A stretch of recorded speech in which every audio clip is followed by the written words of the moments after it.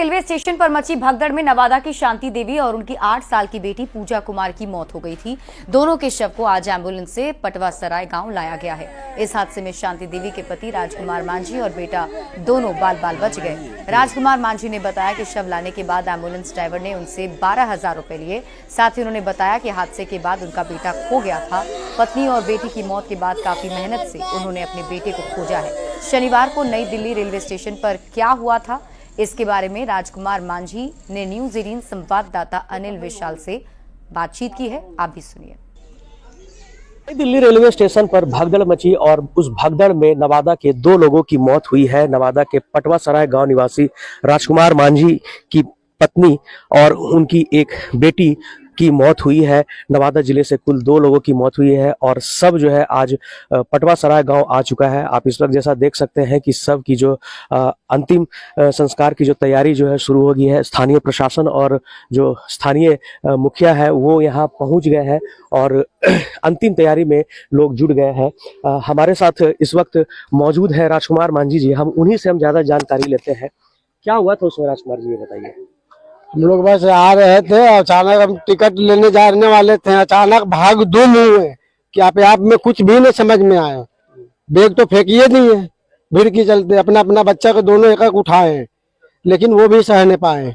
बोले कि क्या भीड़ है, अचानक आए हुए कुछ नहीं, भीड़ की कारण हुए। आप कितने नंबर प्लेटफॉर्म पे थे? 16 नंबर प्लेटफार्म पे। अच्छा, ट्रेन आपकी वहीं से थी? वहीं से नहीं थे, 7 नंबर प्लेटफार्म पे थे। ठीक है। हमको 7 नंबर प्लेटफार्म पे जाना था। 10:01 में गाड़ी थे गया के लिए। वहाँ जा भी नहीं पाए, 16 नंबर पे कांड हो गए। बचाओ बड़का हम खुद बेटा ले रखे, हम खुद चपा रखे। हम अपने को बचाएं कि उनको बचाएं। बेटा भी आपका गुम हुआ था? बेटा गुम ही चलते हुआ कि बहुत गुहार लगाए कि भैया मेरा बेटे को बचा लो, मेरा बेटे को बचा लो। बहुत चिल्ला रहे हैं, कोई नहीं सुनने वाले। वैसे जो फ्री थे उनको भी पकड़ कर घिंचा नहीं रहे हैं। 10-15 मिनट के बाद वो जूता को ऐसे हाथ करके घुसाए, जूता खोले, जब घींचे, जब मेरा हाथ फ्री पड़े तो हम जमीन पकड़कर सांस लेने लगे और मेरा बीबी बच्चा खत्म। समझ गए कि मेरा बीबी बच्चा खत्म। तो बच्चा ठीक है? बच्चा मेरा ठीक है। बॉडी यही मतलब मिले हैं, 2 एम्बुलेंस मिले हैं। उसमें से 11,000 रुपया 12,000 हमसे लिया गया है। अच्छा, भाड़ा का। वहाँ से कोई व्यवस्था नहीं मिला? और अगर देते तो हमसे 12,000 क्यों लेते हैं? तो आप अपना एम्बुलेंस करके आ रहे हैं? उन्होंने दिए कि चलो सरकार दे रहे हैं, तो अगर सरकार देते तो हमसे 12,000 लिए क्यों? लेकिन अभी तक नहीं मिला है। कुछ दिए हैं। अच्छा, कुछ और बोले हैं कि मतलब मिलेंगे। ठीक है। तो ये थे राजकुमार मांझी, जिनका ये कहना है कि इन्हें वहाँ कोई प्रकार की कोई मदद नहीं मिली और यही उनका वो जो बच्चा है वो जो उस समय खोया था और आरपीएफ के पास सुरक्षित था, जिसे सकुशल वहां से निकाल लिया गया है। तो ये एक प्रभावित करने वाली खबर है। आप इस वक्त जैसा देख सकते हैं कि जितने भी ग्रामीण हैं आज यहाँ इकट्ठा हुए हैं और ये जो हृदय विदारक जो घटना हुई है उससे सभी लोग मर्माहत है और सबके जो अंतिम जो संस्कार है उसकी प्रक्रिया यहाँ से शुरू कर दी गई है। स्थानीय पुलिस यहाँ कैंप कर रही है और मुखिया और जो स्थानीय लोग जो है वो इन्हें जो जरूरी मदद है, जो कबीर अंत्येष्टि योजना जो है उसके तहत राशि मुहैया कराए हैं और सबके अंतिम संस्कार की तैयारी चल रही है। अनिल विशाल, न्यूज़ 18 नवादा। और नई दिल्ली रेलवे स्टेशन हादसे में जान गंवाने वाली मासूम सुरुचि का शव उसके गांव लाया गया। शव पहुंचते ही परिवार वालों का रो रो कर बुरा हाल है। सुरुचि के पिता मनोज शाह ने बताया है कि वो अपने नाना नानी के साथ नई दिल्ली जंक्शन से प्रयागराज महाकुंभ जाने वाली थी और इसी दौरान स्टेशन पर मची भगदड़ में उनके सास ससुर के साथ ही मासूम सुरुचि की भी मौत हो गई। सुरुचि के शव को प्रशासन द्वारा पोस्टमार्टम कराकर उसे एम्बुलेंस से मुजफ्फरपुर भेजा गया, जहां उसका अंतिम संस्कार किया जा रहा है। बता दें कि नई दिल्ली स्टेशन हादसे में बिहार के 9 लोगों की मौत हुई, जिसमें मुजफ्फरपुर के बहादुरपुर की सुरुचि भी शामिल है। सुरुचि अपने माता पिता के साथ दिल्ली में ही रहती थी। गाड़ी चला रहे तो फोन किया मेरा साला कि ऐसी ऐसी बात हो गई, दुर्घटना है मगधर गाड़ी चढ़ने के चक्कर में भीड़ भाड़ में उसको नीचे धक्का मारा, गिर गया। उसके बाद आया एम्बुलेंस, थोड़ी देर के बाद तो ले गया हॉस्पिटल, वहाँ पे डेट लिख दिए। उसके बाद वहाँ से एम्बुलेंस पोस्टमार्टम करके एम्बुलेंस करके प्रशासन लेके मुझे घर पे छोड़। खबर आपको आरा से बताते हैं, जहां महाकुंभ में जाने वाले लोगों का सिलसिला लगातार जारी है। दिन हो या रात, लोग महाकुंभ जाने के लिए बेताब नजर आ रहे हैं। हालत इतनी खराब है कि रिजर्वेशन वाले यात्री भी भीड़ के कारण ट्रेन पर सवार नहीं हो पा रहे हैं। लोगों को काफी परेशानी का सामना करना पड़ रहा है। आरपीएफ की टीम लगातार लोगों को सुरक्षित तरह से यात्रा कराने की कोशिश कर रही है और यात्री से भी सुरक्षित यात्रा की अपील की जा रही है।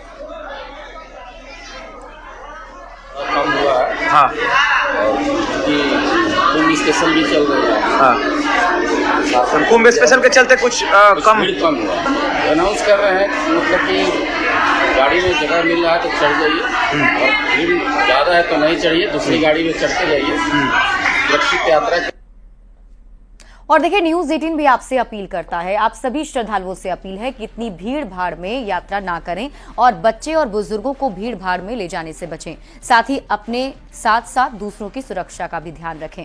बढ़ते आगे और अब बात करते हैं बक्सर की, जहां से एक दिलचस्प वीडियो सामने आया। यहां दानापुर रेल डिवीजन के डीआरएम चेकिंग के लिए बक्सर रेलवे स्टेशन पर पहुंचे थे। वहां प्लेटफॉर्म पर बड़ी संख्या में महिलाएं यात्री नजर आईं।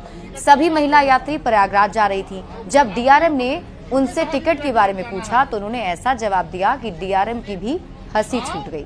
महिलाओं ने डीआरएम से कहा कि पीएम मोदी ने उनसे यात्रा पर जाने को कहा था। ये सुनकर डीआरएम बस इतना ही कह पाए कि पीएम ने ऐसा तो नहीं कहा कि बिना टिकट के यात्रा करें। ये पूरा मामला सोशल मीडिया पर तेजी से वायरल हो रहा है। सब लोगों के पास टिकट है, आपको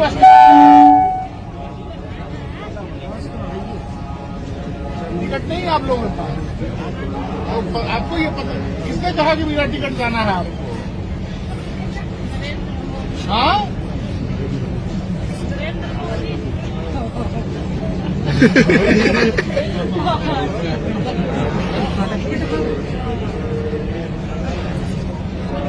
नरेंद्र मोदी तो ऐसा नहीं कहे हैं। गाँव में ऐसा कोई बोल रहा है क्या? सब किसी के पास टिकट नहीं है। टिकट नहीं आके बढ़ते आगे और अगली खबर आपको कटिहार से बताते हैं, जहां शराबबंदी की विडंबना देखने को मिली है। दरअसल उत्पाद विभाग मंत्री रत्नेश सदा शराबबंदी को लेकर जागरूकता अभियान चला रहे थे और इस दौरान एक शराबी ने वहां हंगामा कर दिया। मंत्री मुसहरी टोला में जागरूकता अभियान चला रहे थे, जहां पहले तो शराबी ने ड्रामा किया जिसे पुलिस ने पकड़ा और उसके बाद मंत्री के निकलते ही पूरे गाँव में घर घर शराब बेची जाने और पिए जाने की बात लोग कहने लगे। इन तस्वीरों ने जिले में उत्पाद विभाग की कार्यशैली पर सवाल खड़े कर दिए हैं। सभी लोग नहीं पीते हैं, बहुत आदमी बेचता है, कुछ औरत लोग भी पीता है, मर्द लोग भी बिगड़ रहा है।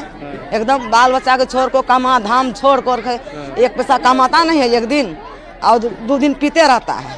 घर में खाना मांगेगा, कहाँ से पब्लिक औरत लोग खाना देगा?